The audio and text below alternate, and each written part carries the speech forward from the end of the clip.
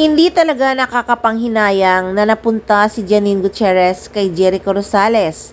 Kahit na nga may anak na ang aktor at may mga past relationship talaga na hindi nag-work.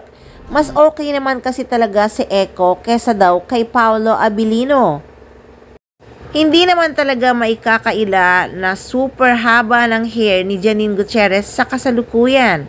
Kasi nga proud na proud si Echo na girlfriend nga niya ang actress. At Diyos ko dahil lalong gumanda ngayon ang actress simula nga nang naging karelasyon niya si Jericho Rosales. Kitang-kita din ang twinkle ng kanilang mga mata na talagang super in love sila sa isa't isa. At pareho talaga silang kinikilig pag sumasagot sila sa mga interview. Pero marami din talaga ang nanghinayang sa naging relasyon ni Jericho Rosales at Kim Jones na nauwi nga sa hiwalayan. 8 taon din kasing nagmahalan talaga ang dalawa. Wala rin talagang nakakaalam kung ano talaga ang tunay na dahilan ng hiwalayan ni na Kim Jones at Jericho Rosales. Kaya nga nababas talaga ang aktor dahil nga inaakala ng ilang mga netizens na iniwan na naman ni Echo ang babaeng kanyang pinakasalan.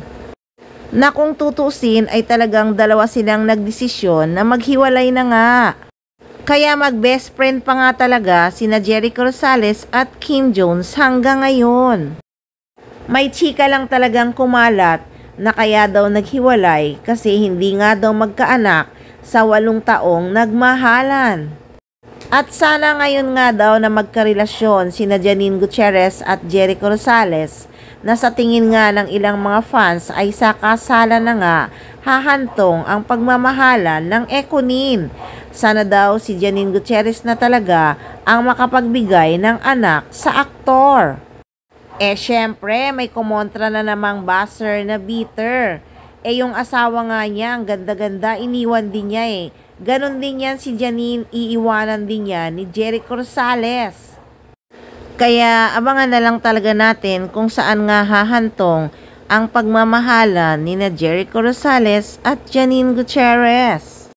Sa ngayon kasi mag-asawa na talaga ang galawan ng Econin. May hinala din kasi ang madlang people at kanilang mga fans na nagpa-secret married na nga ang dalawa dahil marami na nga ang nagsabi na nagsasama na sa isang bubong ang Econin.